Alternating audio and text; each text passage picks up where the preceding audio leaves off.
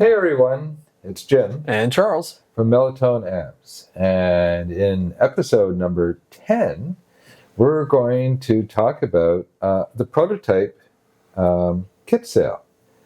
But first, caution everyone, electronics and tube amplifiers can have very high voltages present, which can be lethal. Exercise extreme caution when working around them.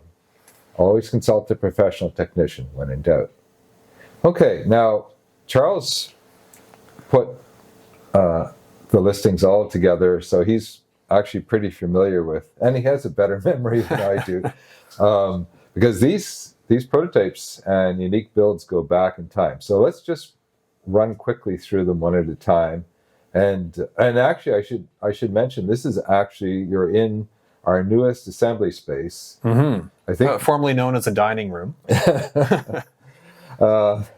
So we are officially out of available space for the business. Well, for both businesses, for the kit business and the tube business.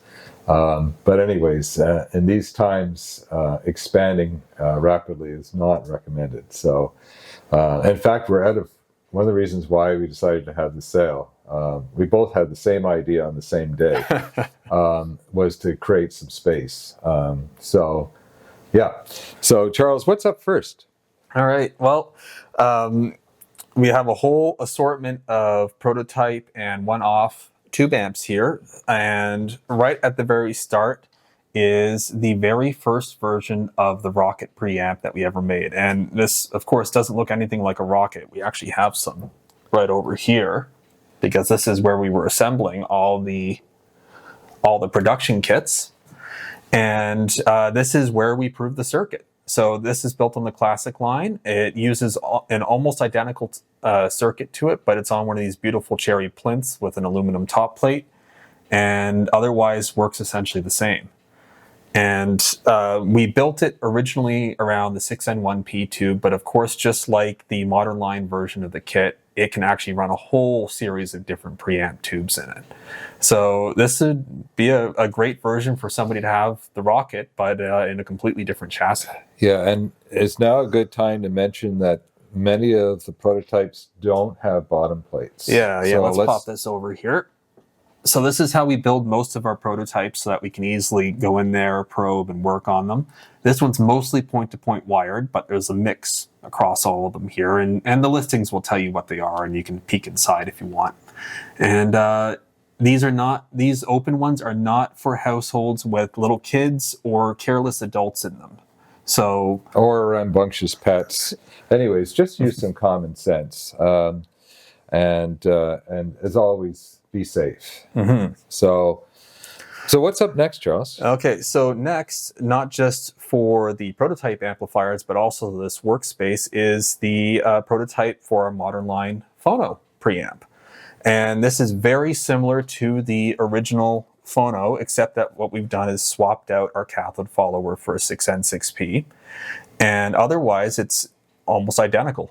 We've changed a little bit with the power supply just to standardize with some of the components. And this is just an absolutely beautiful sounding Phono preamp. So is this electrically identical to what will become the new modern line that's coming out soon? Yeah, you might be able to see it way in the back there, but we have the first modern line prototype sitting there, and maybe that's going to get added to the listing sometime in the future. But this is electrically identical. Again, just like the Rocket one, it is on the classic chassis, and this is actually one of the few that have a proper bottom plate on there. So we finished this one just as if it was going to be a full, proper kit amp build for the classic line series. Okay, what's next? Okay, now we have something that's a little bit different. This guy right here is an E80cc. Now you can't tell, well, unless if you've been here for a while, but these power supply boards are the big tip-off, because they're one of the earliest power supply boards that we ever used, and this is one of the earliest kits that we made. Yeah, that predates when you joined the business. Yep. So this is the E80cc preamp, and this is the first build that we did for the build series. And this has been floating around for a while. The E80cc is a great sounding tube. It's sort of like a higher powered 12AU7. They're getting a bit rare and expensive now, but there are some Philips and Tongs RAM versions that are very nice in it. And this just doesn't get enough time in our system, so we're hoping somebody else is going to be able to enjoy it. Yeah, and we still have inventory of those, what is becoming a fairly rare power tube. Mm-hmm. And that kit is going to be discontinued, I think. When we restock, we've got so many things that need to get done. So the modern line is getting released kit by kit. And when that's done, we're going to restock some of the classic line. And these kits, by the way, are all in Valves and More's store. And they're under the classic line listing for kits. Yeah, so, and a section called Prototypes and Unique Amplifiers. Yeah. Yeah. Okay, what's next? Now this one looks almost identical to the Phono. It's built on another one of these beautiful cherry plinths, except this guy is using the 6N6P. And this was our first foray into using the 6N6P tube in any of our amplifiers. So this is using a dual mono setup where we're running a gain stage into a cathode follower, and it is great sound. And we modified a couple of our original boards, and again, we have the open bottom, so be careful with that. And the lessons that we learned on this preamp went into building so many of our other ones. Our modern line Phono, our modern line Rocket, our testing preamp, our prototype headphone amplifier, all these are using the 6N6P, and this is where it started. Yeah, and I think another great amp. Yeah, and I think it's worth repeating over and over again. The 6N6P, predominantly made in the former Soviet Union by NEVZ, which was a Soviet tube plant, is probably the best unknown tube ever made. Yeah, best underutilized tube. They are fantastic for so many things. And there are a lot of great sounding tubes that just simply aren't available anymore. They're essentially extinct. The 6N6P is available still, and that's of course why we're working with it, because there's no point in developing a kit for a tube that doesn't exist anymore, or it doesn't sound good. So this exists and it sounds amazing. Yeah. And they're affordable. So okay, what's last? Last one in the pile here. Oh, this looks a little bit different. We have the very first modern line Rocket build. This one is electrically and circuit equivalent to the later ones. It has gone through probably 2 or 3 major updates as we've changed things around. And it's essentially a pre-built Rocket at a discount price because it's got a little bit of wear on it. And yeah, and the circuit board's a little bit of a bodge. Yeah, we made mods as we were going along. Yeah. But it does have the same circuit board in there that the current version that we're selling has.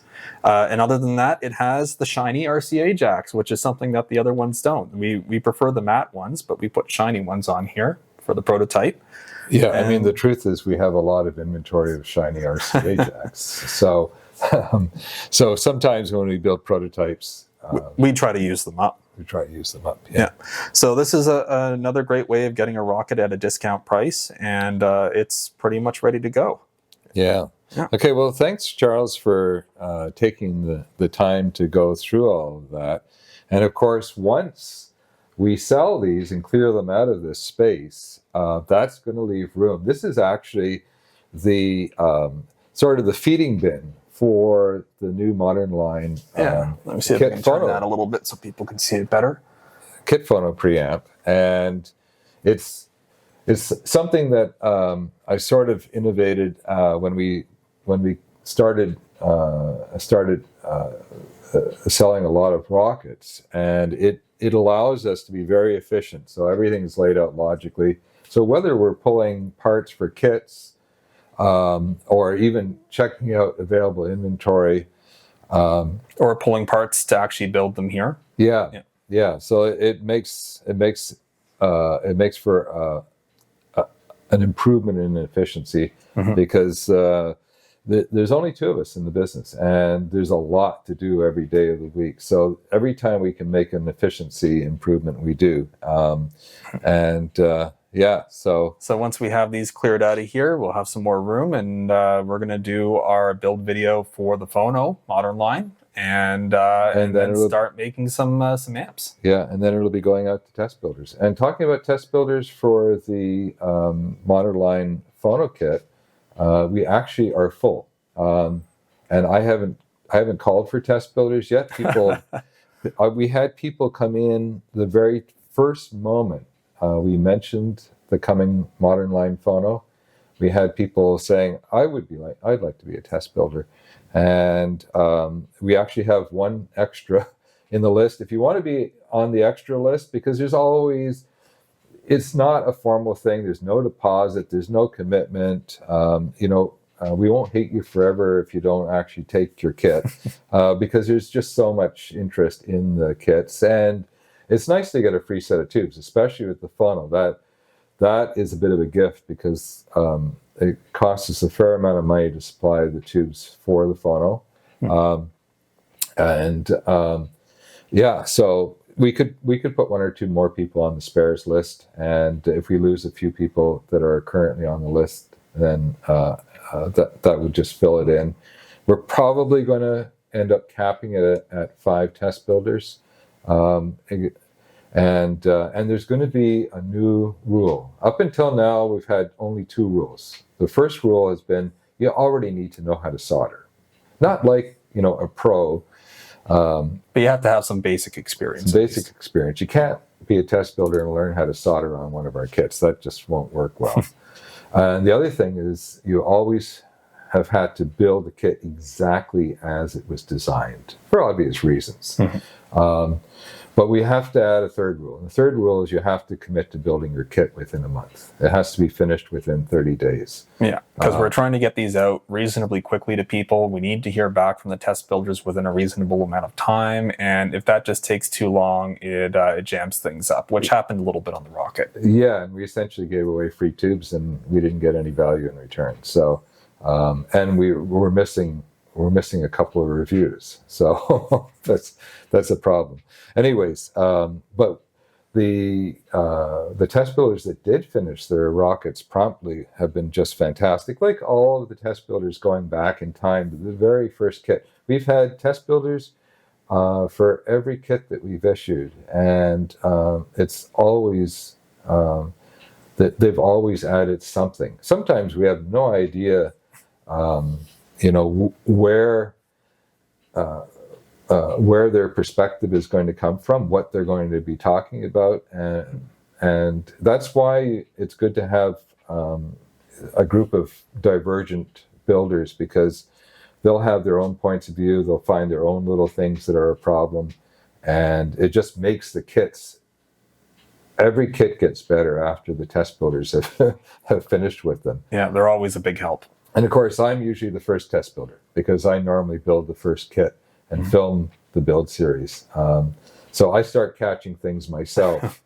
So usually missing parts, or not enough of something, or too much of something, or who knows. Yeah, and moving forward, Charles and I actually will be doing the build series together. We did the Rocket, was the first one we did together. And it worked really well.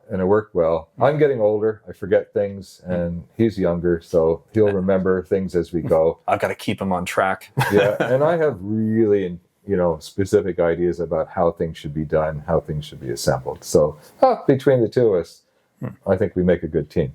Anyways, that's all for today, and stay safe, everyone. This is Jim. And Charles. Signing off. Cheers, everyone.